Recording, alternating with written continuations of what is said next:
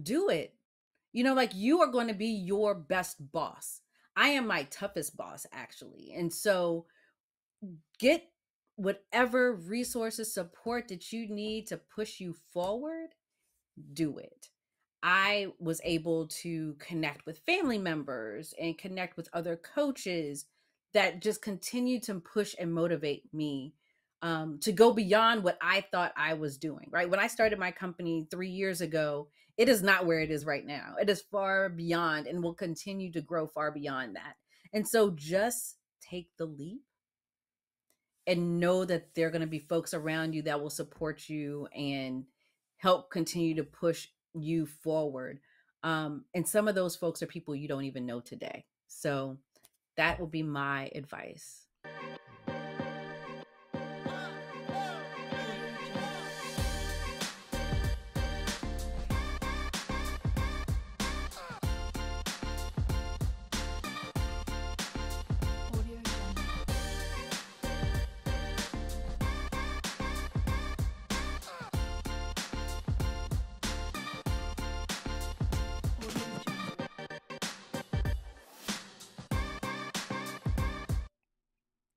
Hey, ladies and gentlemen, thank you all for coming back to another episode of J1Q, the podcast that you know how it is, simply dedicated to bringing you education, diversity, and inclusion. That's what we're talking about today, right? All of these things. I've never heard of DEI myself directly, and I'm making sure that you get a little bit knowledge about that as well. Ladies and gentlemen, please stick around because this episode is going to be fire. Let's welcome our first guest that's coming up, Sacha Thompson. How are you doing today? I'm doing very well. Woo-hoo, yay. I love it. See, Great the today. clapping already. Yes. So I I am love so it. excited about this truly because one of the things I always love doing within this my podcast and the show is I love bringing information even that I don't know about, right? Because I love Mm-hmm. learning about new subjects that could potentially help my business, help me grow as a person, help me scale all kind of things. Now, before we jump in, though, I want you to maybe take just a few moments to maybe introduce yourself, let the listeners and the viewers know a little bit about who you are and what you're planning to bring today. The floor is yours. Thank you so much. So, everyone, hello. My name is Sacha Thompson. I am the Inclusive Culture Curator. I am the founder of the Equity Equation. I work with organizations to help them build cultures of inclusion by focusing on diversity, equity, and inclusion. So, really wanting to make sure that those that are the most marginalized within an organization aren't on the margins, right? They are centered in everything that that organization does. So, everyone feels valued, seen, heard, and connected. So that is what I do in a nutshell. I absolutely love it. And so now let me see if I can break this down.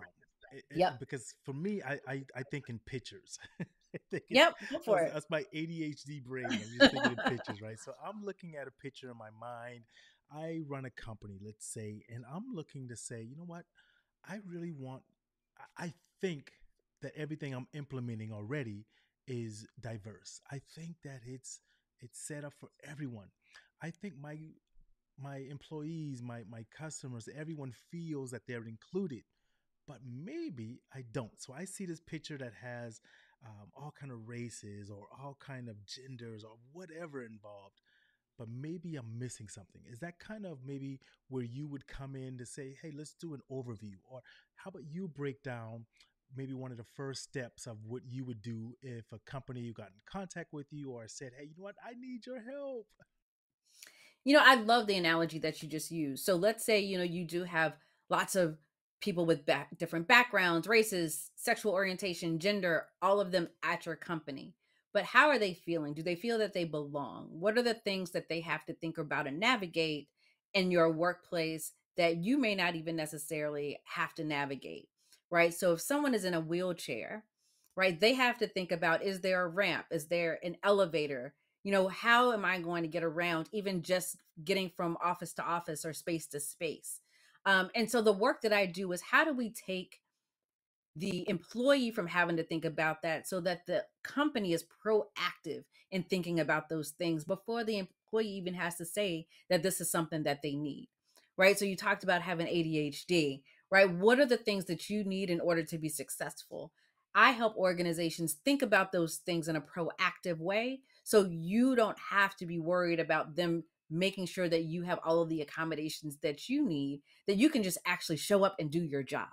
Right? So that's the work that I do, is working with organizations to take the burden off of the employees of thinking about, what do I need to feel valued, seen, heard, and connected to this place. Yeah, and I think the key one of the key words I kind of focus in and hone in when you're speaking about that is the being proactive, right? Because Yes.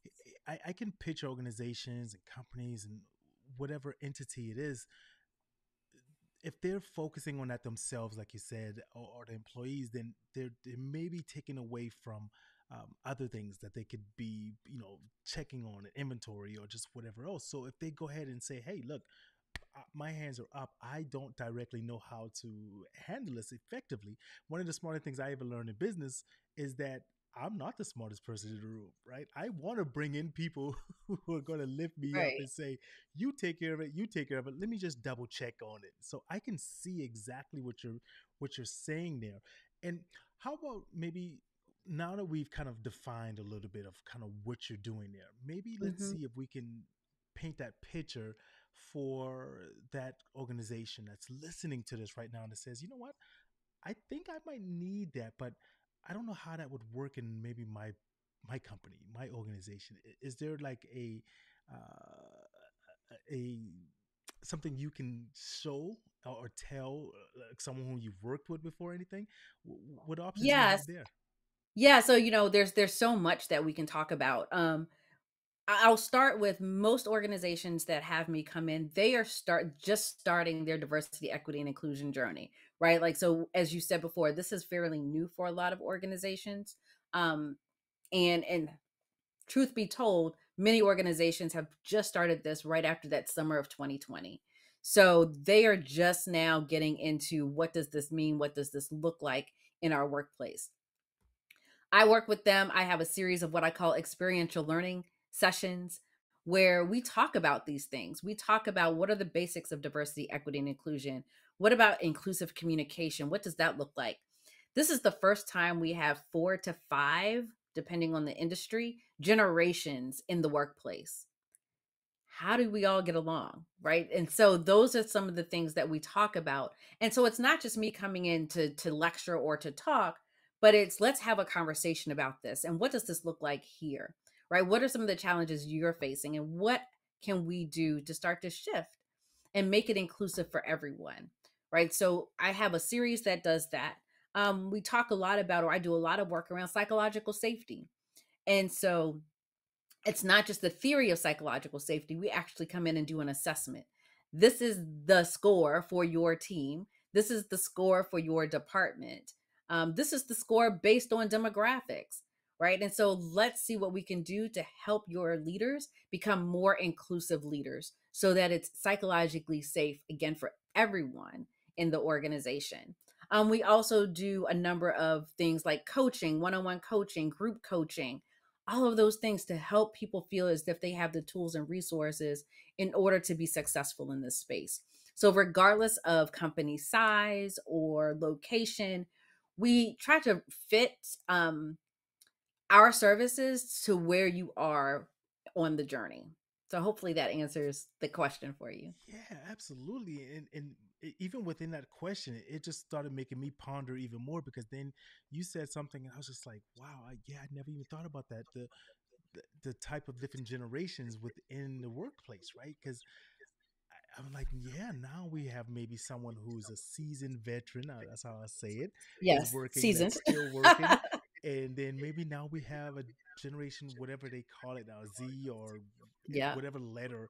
And that person may not know how to communicate to someone who is, maybe been working in a workforce for 20 plus, 30 plus years, and and that's, and even to the point of, man, that just even made me think even more. I could see how some coaching could help because now, let's say you have maybe someone who's 26 and they are labeled as a supervisor, but now you have someone come in, you just maybe brought on to the staff who is in their late 50s or 60s, right?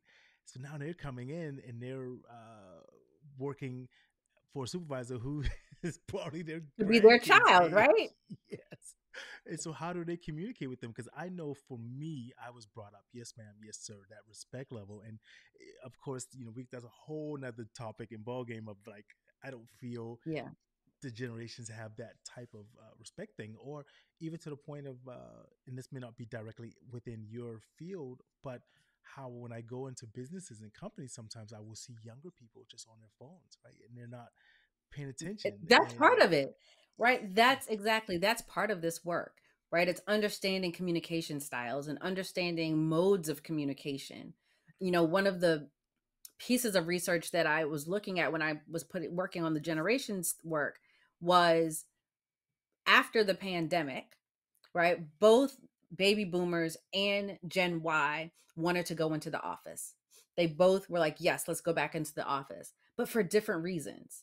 So, baby boomers wanted to go back into the office because they needed to see people working, right? That's where they felt comfortable. They wanted to see people at their desk, wanted to see people working.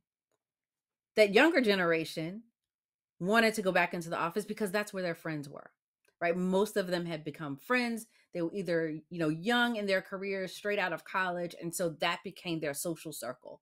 So after the pandemic, many of them got cut off from their social circles, and work was where they kind of fed their souls with that social activity.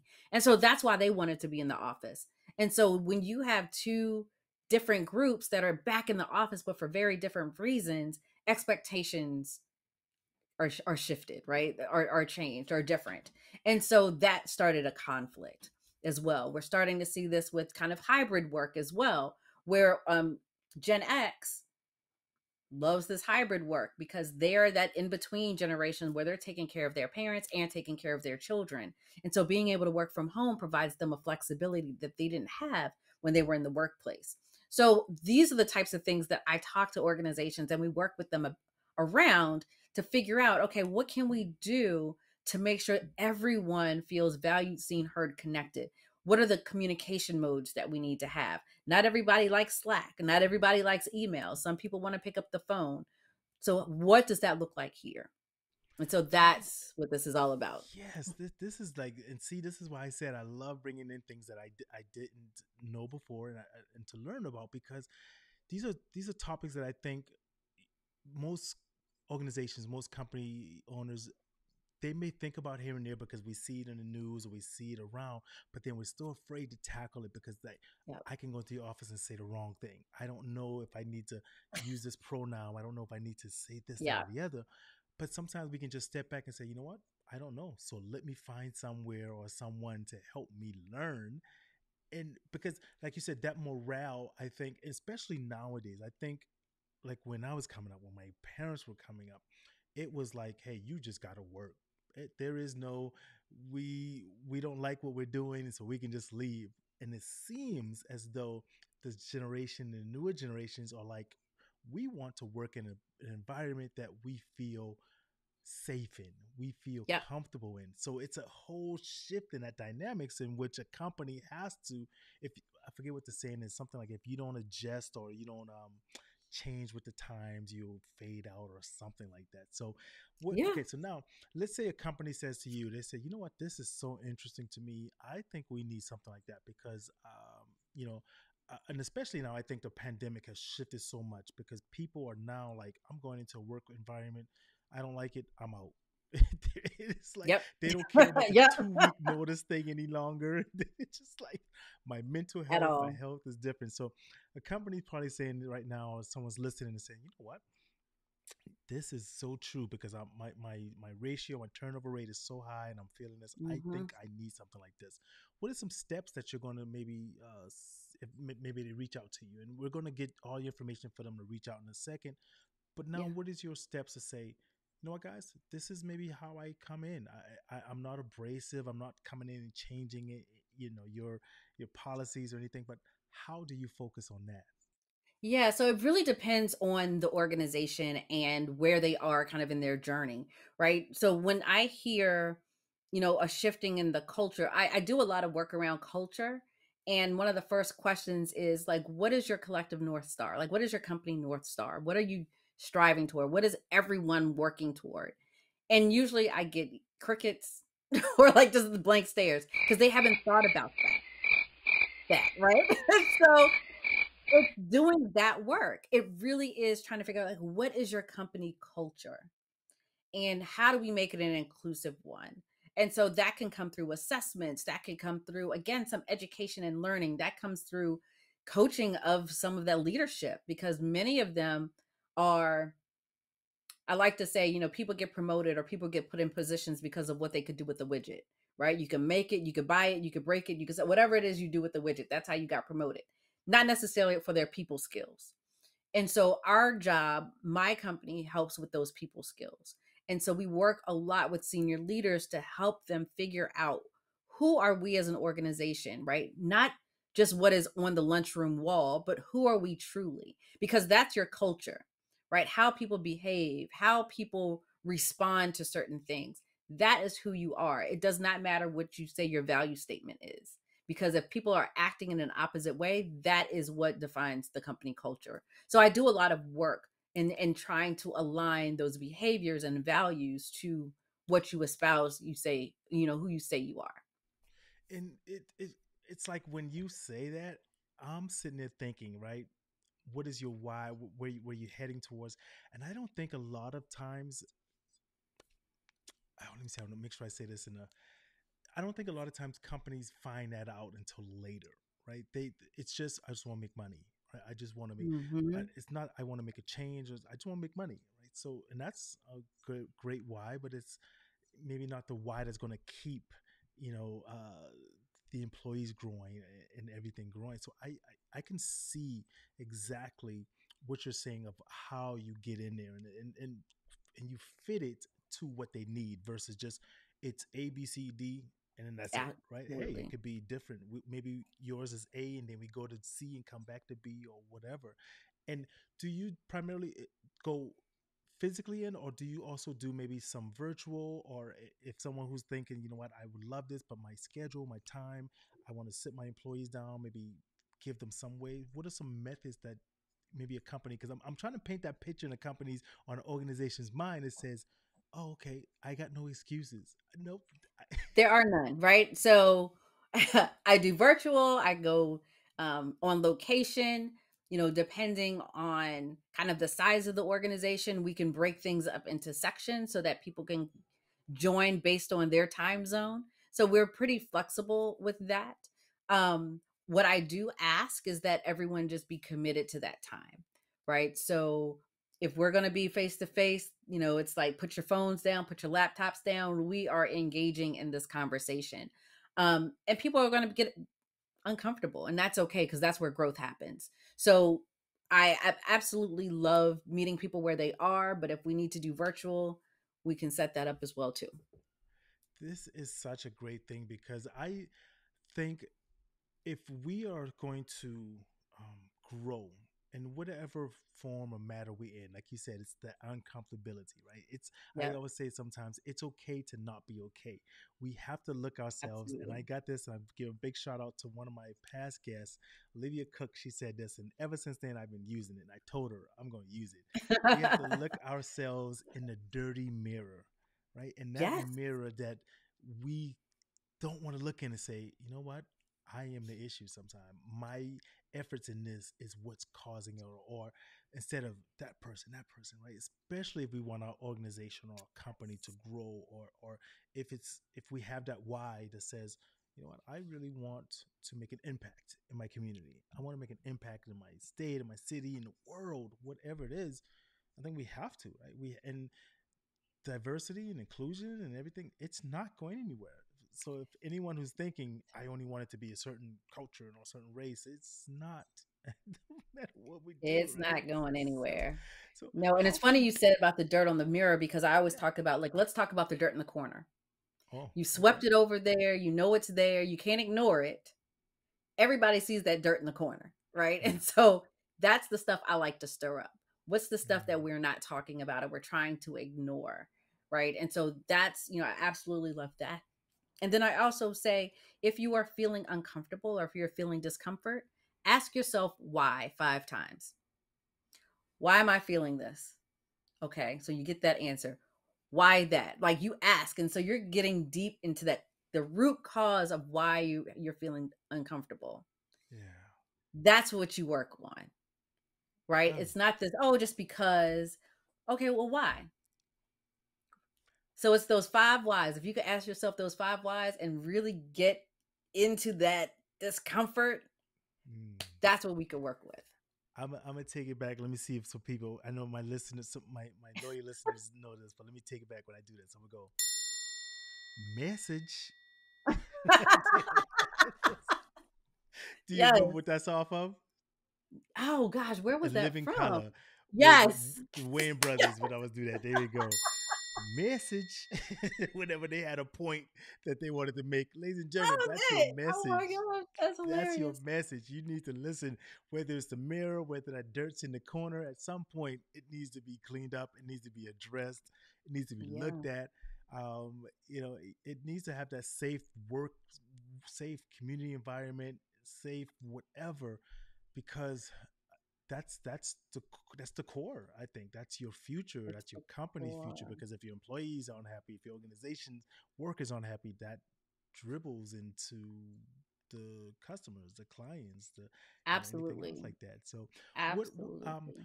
where can people reach out and find you at? Where if they're looking that says, you know what, I don't need to hear no more. I want to reach social. Where can they find you at? They can go to my website, which is www.theequityequationllc.com. So you can find me there. You can find me on LinkedIn. I am Sacha, Sacha Thompson, on there. You can find me on, goodness, Facebook, Instagram, all the things you can find. Just look up for the equity equation. You'll find me. Um, you can also follow my podcast, right, which is DEI After 5, where we talk about these topics, right? Some of these topics where people aren't necessarily thinking about them, or again, it's the dirt in the corner that they're trying to ignore. So I bring guests on and we talk about that. So you can find me there as well. Yeah, and we will have all of those informations in the show notes. So check out our podcast, check out our website. Make sure you go because everyone knows who listen to me, and I have to keep reminding myself that I get new listeners, so I can't keep saying y'all know me already, right? So they know, but I am not this crab in the bucket mentality person. I've had several other podcast coaches on my show, and people in the same industry as me, right? Because sometimes people can relate to the same information that's brought to them by a different person or in a different style or way. Yeah. And I don't care who it is, as long as it's helping anyone out. That one person who may be sitting in their vehicle right now saying, you know what? This relates to me, right? Maybe I'm feeling the way that she just said. Maybe if I go in and talk to my supervisor or talk to my, counselor or someone that says, hey, I just heard this. Maybe we can think about implementing something like this. Listen to this episode. And if they need to listen to our episodes, you tell them to come listen directly, right? Yes. So I Absolutely. absolutely love it. Absolutely. Yeah, so I have one last thing that I'm trying out something new and different here. And Okay. this is called You Better Mind Your Business. So, I love so it. it's just a little business tip or something like that. Mind your business, right? Keep in mind your Yeah. business. So, what would you say to someone out there who's maybe thinking, say, hey, you know what, I have an entrepreneurial spirit, or I have a spirit to start a, whatever community that would be including of someone who has a lesser voice, and I just want them to all come, just what would you kind of say to them to push them in a direction to get going? Ooh.